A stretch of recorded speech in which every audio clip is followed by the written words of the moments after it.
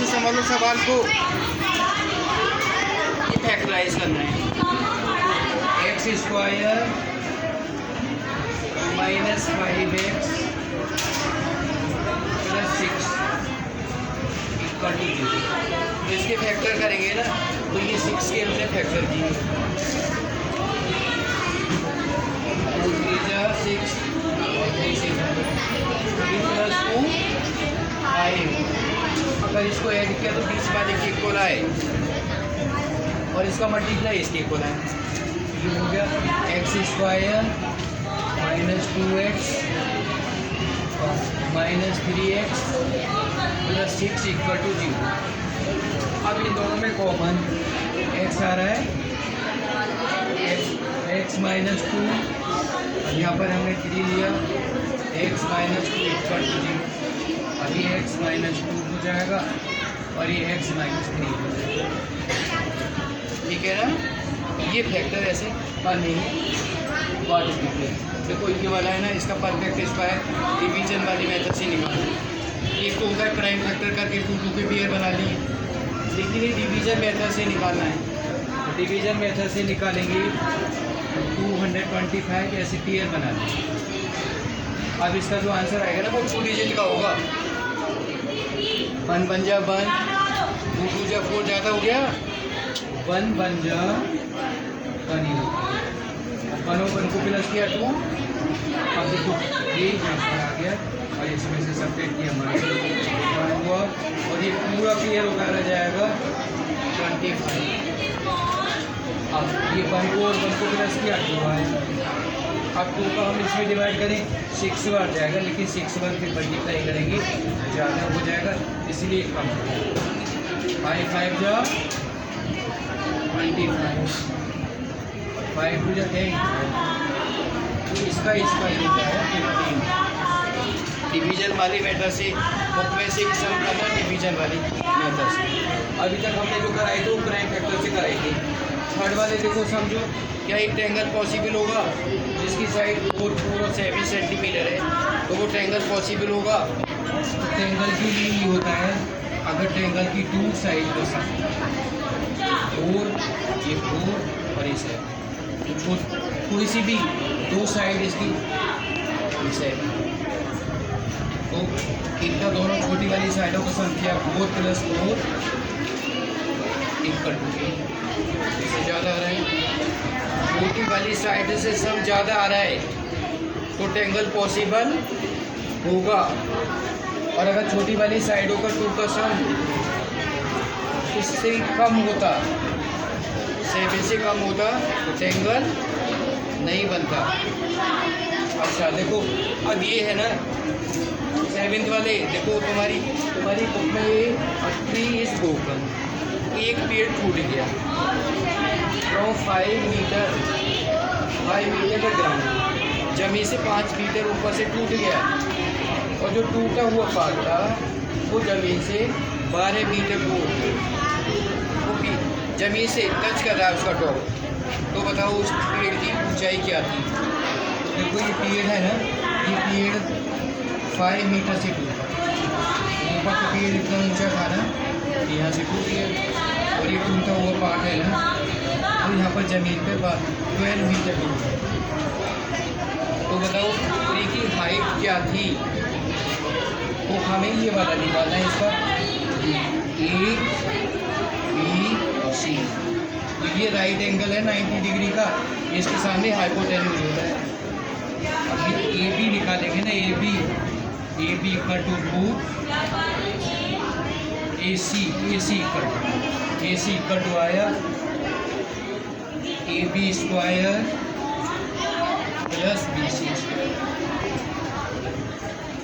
ये भी है 12 का स्क्वायर प्लस 5 का स्क्वायर, 144 प्लस 25 169, और ये 13 आ गया। तो टोटल हाइट देखो 13 आ गया। टोटल हाइट कितनी होगी, total height of tree 13 + 5 equal to 18 metre. 80 metre का पेड़ था और वो 5 मीटर की हाइट से कूद गया, तो इधर जो मोड़ा हुआ है ना वो 13 मीटर आ गया। समझ में आ गया ना?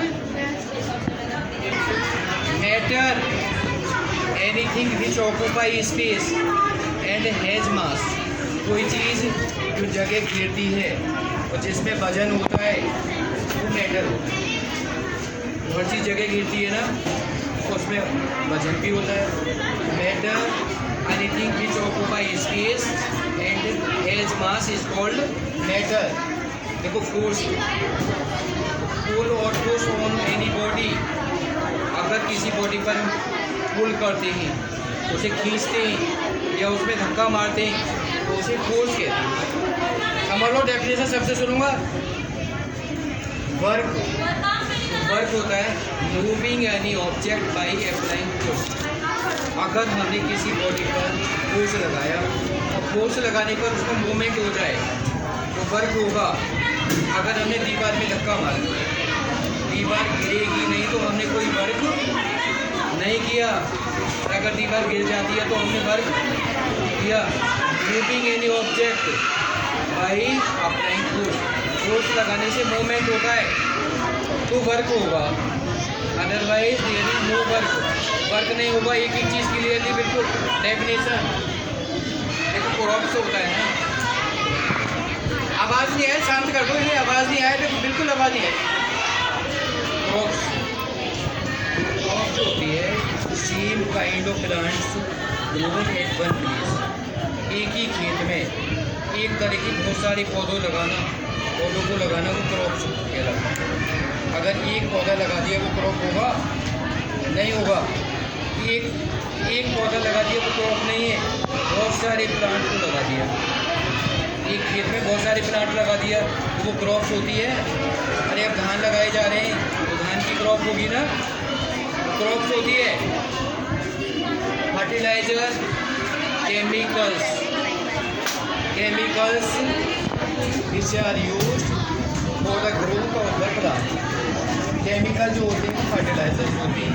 और मैन्योर जो होता है वो manure is the organic substance which are used for the growth of the plant. जैसे गोबर है, गोबर डालते हैं खेत में, डालते हैं गोबर। अरे गोबर डालते हैं नहीं डालते? गोबर जो होता है वो मैन्योर होता है। और जो यूरिया है, DAP है, वो फर्टिलाइजर होता है। और डिफरेंस सबका मालूम होना चाहिए। मैन्योर क्या है, फर्टिलाइजर क्या है? डेयरी फार्मिंग है ना, गाय का पालन या भैंस का पालन, भैंस वो से रखती है तो डेयरी होता है। किसान भैंस पालता है, क्यों? दूध का व्यापार करता है, दूध का करती नहीं है, दूध का। अरे डेयरी से दूध लाते वो ही होता है दूध देने वाले जानवर को, गाय और भैंस का पालन, पशुपालन। पोल्ट्री, मुर्गी पालन। पोल्ट्री क्या होता है? मुर्गी पालन होता है। फिशी कल्चर, मछली पालन, मछलियों को मारते तालाब बना के और जो है उसमें तालाब में मछली डाल देते हैं, तो मछलियों को पकड़ के बेचते हैं। फिशी कल्चर होता है। एपीकल्चर है ना, ये मधुमक्खी पालन, मधुमक्खियाँ पाली जाती हैं, मधुमक्खियों की बड़े बड़े एक बॉक्स बना देते हैं और वो फसल में रख देते हैं। वो जो फसल में से जो नेक्टर्स आती हैं वो मछलियाँ वो एपीकल्चर में आते हैं। देखो फोटोसिंथेसिस है ना, प्लांट कार्बन डाइऑक्साइड गैस को लेते हैं और सनलाइट में वाटर क्लोरोफिल की प्रेजेंस में और वो फूड बनाते हैं। उसकी रिएक्शन ये है CO2, ये बुक में लिखा हुआ है 7 वाले हमारी बुक में लिखा हुआ है 6CO2 + 6H2 और सनलाइट और क्लोरोफिल की प्रेजेंस में। और ये बना यहाँ पर एक ग्लूकोज है C6H12O6 + CO2, carbon dioxide gas बनती है और ये ग्लूकोज बनता है। ये आपको ऑटोट्रॉफ होते हैं जो अपना खाना खुद बनाते हैं, जो अपना फूड है ना प्लांट बनाते हैं, प्लांट खाना अपना खुद बनाते हैं। ऐसे कुछ बैक्टीरिया हैं वो अपने खुद बनाते हैं, तो ऑटोट्रॉफ्स होते हैं। और हेटरोट्रॉफ्स वो होते हैं जो दूसरों से बना हुआ खाते हैं। ह्यूमन्स है, एनिमल्स है ना, वो अपना खुद नहीं बनाते, वो दूसरों से बना हुआ खाते हैं। ऑटोट्रॉफ तो खाली प्लांट्स और बैक्टीरिया, बाकी सभी हेटरोट्रॉफ दूसरों से बना हुआ खाते हैं। ये मैंने उसका बता दिया फोटोसिंथेसिस की रिएक्शन, ये सबको याद होनी चाहिए।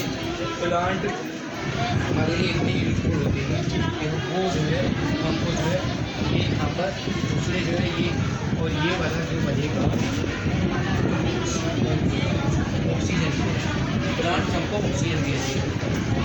ऑक्सीजन हमारे लिए इतनी ज़्यादा ज़रूरी है कि ऑक्सीजन के बिना 2 मिनट भी जीवित नहीं रह सकता, और वो हमें प्लांट से मिलता है।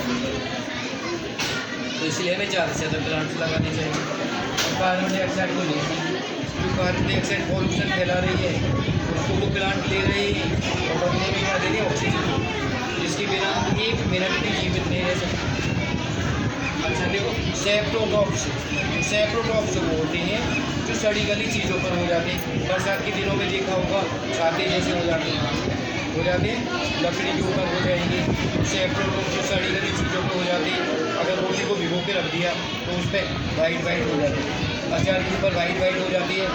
फंगस होती है, फंगस फफूंदी देखिए ना, तो अचार की उपज जो लग जाती है ना वो राइजोपस फफूंदी होती है, राइजोपस। पैरासाइट वो दूसरों से बना हुआ खाना खाते हैं। पैरासाइट प्लांट भी होता है, गैस कटर। अमरवेल देखिए किसी ने अमरवेल, तो वो अमरवेल खुद खाना नहीं बनाती, दूसरे प्लांट से खाती है। और बहुत सारे ऐसे एनिमल्स पैरासाइट,